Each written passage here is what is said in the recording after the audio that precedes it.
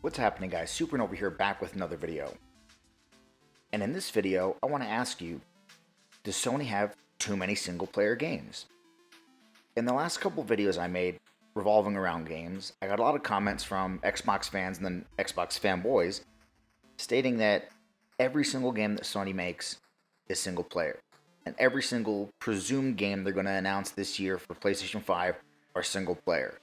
I literally had a comment that said, "John, all those games are single-player." Well, the answer to the question, does PlayStation have too many single-player games, to me, and again, this is to me, it's my opinion, is no. And I'm going to explain to you why. First is the common misconception that PlayStation has no exclusive multiplayer games. If you're not a PlayStation player, I wouldn't fault you for thinking that that's the case. There's a bunch of games that you probably had no fucking clue had multiplayer. As a matter of fact, if you're a PlayStation player, there's a lot of games you probably had no clue had multiplayer, just because multiplayer wasn't the emphasis of the games. In many cases, the multiplayer is actually fantastic too. It just, like I said, wasn't the focus of the game. Check it out. By the way, if you don't know the game that's playing in the background, this is Conker's Bad Fur Day. It's one of the best games Rare ever made, and one that Xbox desperately needs to make a sequel to soon. Anyway, back to the multiplayer games.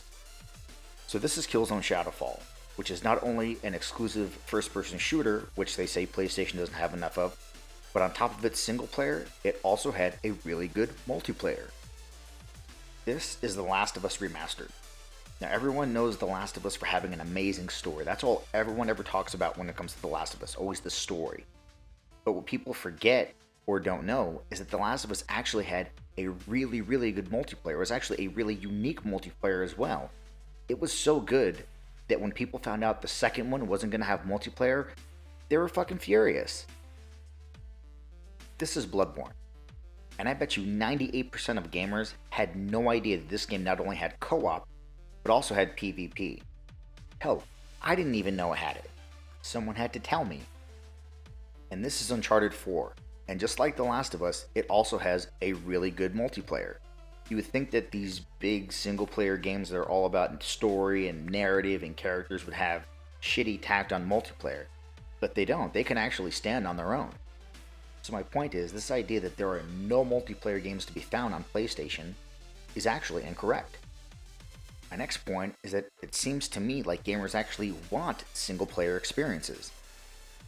One of the biggest games that released last year was Red Dead Redemption 2. A single-player game. Yeah, it has multiplayer too, but nobody bought it for the multiplayer. Everyone bought it for the single player. When they brought back Star Wars Battlefront, in the first one, it didn't have single player. It didn't have a single player campaign. And people were upset. So what did they do for Battlefront 2? Added a single player campaign. Why? People wanted it. What's the best Star Wars game in recent memory? Jedi Fallen Order. A single player game. That shit sold so well, EA has now confirmed that that's going to be the first game in a franchise. Then we'll look at the PlayStation exclusive single player games. The single player game exclusive to PlayStation that sold the least is probably Days Gone, and that still sold so well that it topped the 2019 list of best-selling games and is more than likely getting a sequel. Horizon Zero Dawn, over 10 million sold. God of War, over 10 million sold. Spider-Man, over 13 million sold. So people want these games.